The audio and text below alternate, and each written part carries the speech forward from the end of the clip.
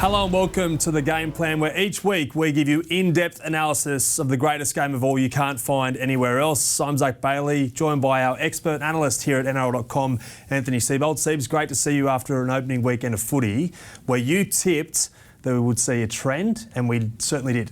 Yeah, certainly saw a trend of teams attacking the two-in defender, which we pointed out last week was a trend at the back end of last year, and certainly in round one of the trial games, we've seen it again in 2021. All right, so it didn't take us long to see the trend. First half of the opening game of the season, Melbourne against the Bunnies. Yeah, great game on Thursday night to open the season. And I want to show you this clip to start with. There's a couple of things I want to point out as reminders from last week. We spoke about two-in defenders of the defending side, so I'm going to put four numbers up there. The person I really want you to focus on is Campbell Graham. He's the two-in defender for the South Sydney Rabbitohs. That's an edge. That's the right edge for South Sydney Rabbitohs. Now, I played through a little bit there. Melbourne Storm are trying to attack the inside shoulder of that defender there. It's Campbell Graham. And instead of having box shape on Campbell, what they've got is they've got flat shape. So Kenny Bromwich is inside shoulder of Campbell Graham. Justin Olam was on the outside shoulder of Campbell. And the ball players, Munster and Pappenhausen, as we spoke about last week, are playing together and puts the South Sydney right edge defence under all sorts of pressure. Okay, so as a fan, I want to know why this play worked for Melbourne and why it didn't work for South Sydney's defence. Okay, so as you can see there, they attacked the inside shoulder of Campbell Graham. So why it didn't work for South Sydney in trying to disrupt this particular attacking shape is this. You can see Campbell Graham there. Adam Reynolds there. He leans in on Ryan Pappenhausen. He's protecting his inside shoulder, which he needs to do in that situation. But what you see from Campbell Graham in this particular situation is this. You can see Campbell leaning out. As a coach, you tell your defenders, particularly your edge defenders, they need to mirror what the inside defender does.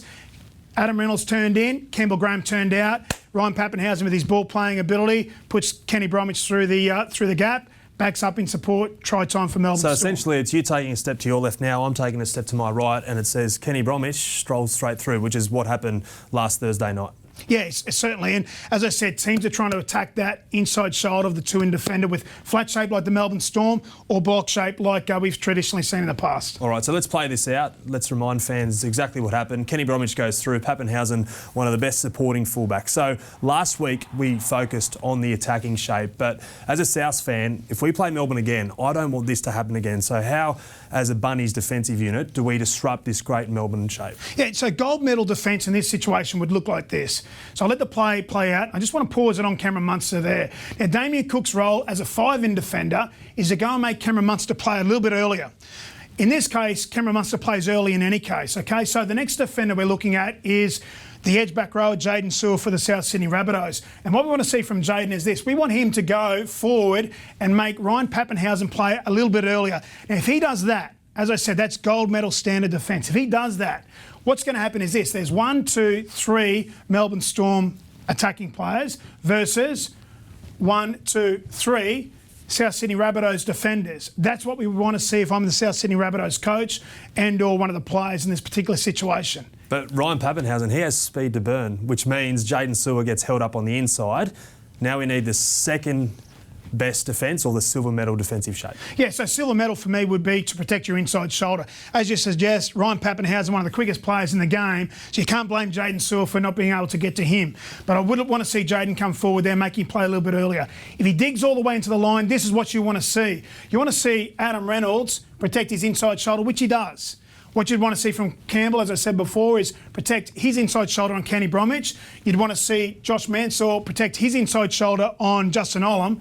And if they did play the ball all the way through to Addo Carr, essentially you've got one attacker there and one defender in Latrell Mitchell coming across, so it's a one-on-one situation. In any case, Pappenhausen hits short. And if we protected our inside shoulder there, Adam Reynolds, Campbell Graham, Josh Mansour, you shut down the play, you disrupt the play that Melbourne Storm want to execute on the night. And a secondary element of that silver medal or second shape is that Ryan Pappenhausen is on the ground.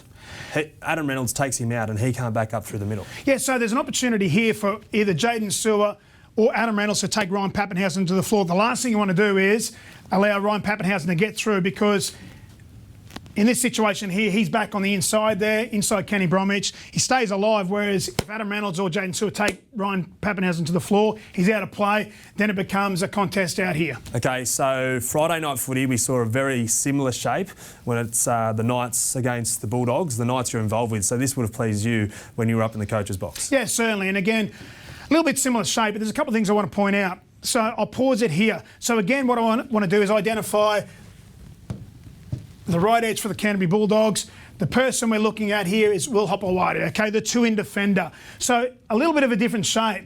So again, if I highlight these two players here, there's Mitch Barnett, there's Bradman Best. Before you saw Kenny Bromwich and Justin Olam in flat shape, this time it's block shape. But again, targeting the same inside shoulder space of Will Hopewadi. So I'll let this play through. Okay, so again, why didn't this work for the Bulldogs' defence? So great ball playing ability there by Connor Watson, playing through the middle third of the field. What I would want to see from the Bulldogs' defence is this. So again, I pointed out the role of Jaden Stewart in the last clip. This time I want to point out the role of the four-in defender, who's Waddell for the Canterbury Bulldogs. What I want to see from him is I want to see him make Connor Watson play a little bit earlier. Then what I want to see is, if he plays a little bit earlier, these guys here, 1, 2, 3, can all stay connected, work together in the line. But because we didn't have any inside pressure from Waddell, means Connor Watson can go all the way into the line. Now, Flanagan's got no choice but to protect his inside shoulder on Connor Watson. The person I want you to have a look at here, again, very similar to Campbell Graham in the last clip, is Will Hopewadi. Flanagan's come in, Will Hopewadi's lent out, but Tenny Lesniak's actually in good position. He's in the position there to go and land on Bradman Best, but it's Hopewadi there that I'd want to correct. If he protects his inside shoulder on Mitch Barnett, with Tenny Lesniak picks up on Bradman Best, and then again out the back of shape, I'd like to see a little bit more urgency from the fullback for the Bulldogs. But again, it becomes a one-on-one situation between Corey Allen and Heimel Hump there. Great attacking shape by the Newcastle Knights. But again, Will Hopewadi, as his coach, I'll be saying, mirror what your inside defender does. Okay, so it results in a try to Mitch Barnett down the left-hand side of the Knights at sack. But if you are up in the coach's box, you're Trent Barrett, what message do you want to see Will Hopewadi giving his team here? Because this is great vision from the sideline. He does talk to his outside man, but clearly something went wrong between this moment and when they got up in that defensive shape. Yeah, so, Zach, as a coach, you talk to your edge defenders about identifying the shape. So what I would like to hear from Will Hopewadi talking to Dylan Tenny-Lesniak is, there's a lead runner here inside my shoulder, you've got out the back a shape, or something in and around that. That's what you want to hear from your defenders. Now, obviously, Will's talking to Dallin about something there. They get off the line. But again, you can see there's Kyle Flanagan. Needs to turn in on Connor Watson, but there is the defender, okay, who gets caught out of position there, and Will Hopewadi and Mitch Barnett. Great line from him. Scores by the 6 for the Newcastle Knights. Okay, and of course, Saturday night, the Penrith Panthers, big winners over the North Queensland Cowboys. Nathan Cleary, one of the best playmakers in the game, and he exposes the left edge defence of the Cowboys in this play. Firstly, we'll look at how well they did it, and secondly, we'll look at how the Cowboys next time can defend it better. Yeah, great clip, great ball playing ability by Nathan Cleary, one of the real premier halfbacks in the competition. So this is Saturday night, as you suggest, against the Cowboys, 24-0 result. But there's some things that the Cowboys defenders on the edges in particular could have done a little bit better. I want to point out the four-in defender to start with. So I'm just going to put the spotlight on Cohen Hess here. What we want to see from Cohen is we want to see inside pressure on the ball player. So his job is to put inside pressure on Nathan Cleary in this situation. And by putting inside pressure, by that I mean making Nathan play a little bit earlier there. So if you can see, if Nathan doesn't dig all the way into the line, if I let it play through, Nathan doesn't dig all the way in the line, Hamiso and Clifford don't get caught up on their inside shoulders. So just think about Nathan Cleary playing there. Imagine he had inside pressure from the 5-in defender and also the 4-in defender in Cohen Hess. He plays there. None of these defenders here get caught up on their inside shoulders. But we don't have gold medal standard defence there from Cohen. Let it play through. Digs all the way into the line. So there's a couple of elements to this. One, Cohen Hess doesn't apply enough pressure. So Hamiso, does he get worried and spooked? Oh no, we're in trouble here. But Val Holmes doesn't go with him, does he? Yeah, so I want to pause it here. So Hamiso looks at Liam Martin there for the Penrith Panthers, I think it is. What he does is he's trying to protect his inside shoulder. He knows that the number 12 for the Panthers is trying to get at that inside shoulder, as I spoke about last week. Teams are attacking the 2-in defenders.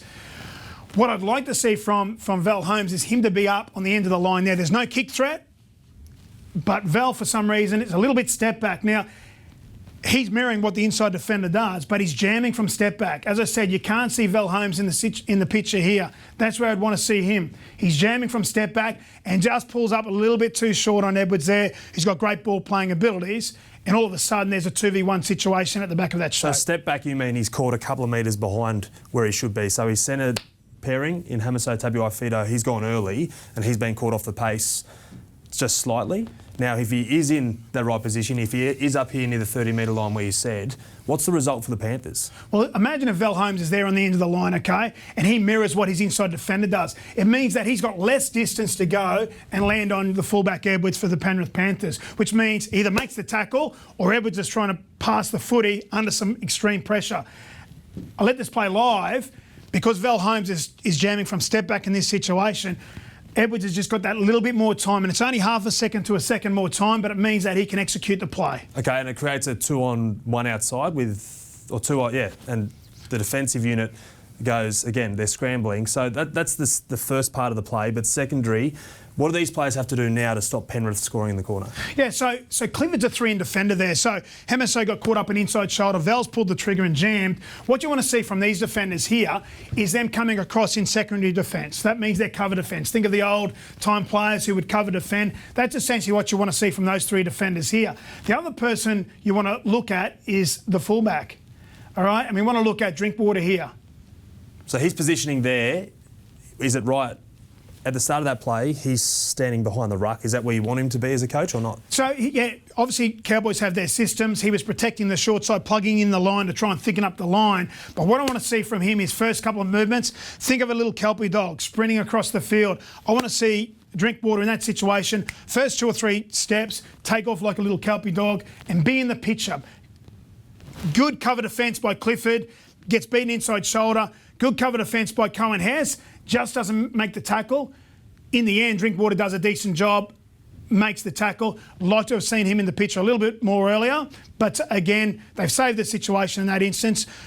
But you can see gold medal standard defence means that there's some inside pressure from the 5-in defender for the Cowboys and also the 4-in defender Cohen Hess for the Cowboys. So this happens very quick during the game, but if I'm a fan sitting at home, this is great in-depth analysis because it's not always Hamiso or Val Holmes fold out wide. It all starts in that middle third of the field.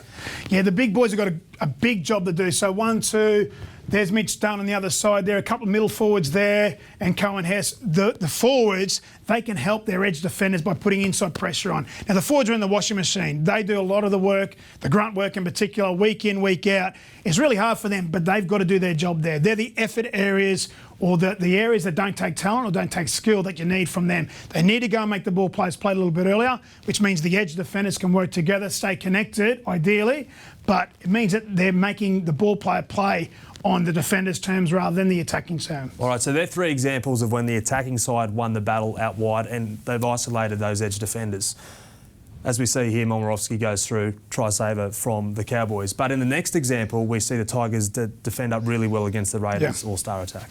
Yeah, so again, a really competitive game there, particularly the first half between the Tigers and the Raiders on the weekend. One of the things I noticed was Tigers were able to defend their line for long periods of play. I know the score sort of blew out a little bit at the end, but they did a good job at different stages defending their try line. And I thought this was an interesting clip. There's a couple of things I want to have a look at here.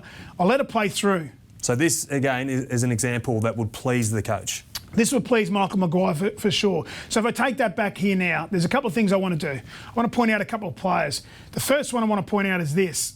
Probably doesn't please the coach so much, this particular movement, but instead of Joe Offengalway going backwards, we'd want to see him come forward, okay, and make Tupenny for the Raiders play a little bit earlier. But in any case, he digs into the line. This is the secondary attack shape that we're looking at here. And there's a couple of defenders I want to point out. There's Nofaluma, there's James Roberts, there's Moses Mbai for the West Tigers. So we're in this situation here where Elliott Whitehead for the Raiders is the ball player. All right, so it's secondary attack shape. So you've got 3 defenders here marking those 3 attackers. So right now it's pretty good shape. Yeah. So there's 3 defenders marking up against 4 attacking players here. So in this situation here, I want to point out Moses Mbai. He does a good job here. Now, he's a 3-in defender. Normally, they don't put inside pressure on ball players. In this situation, I thought it was interesting because Elliott Whitehead is actually on the outside of Moses Mbai. So it's only a really subtle movement.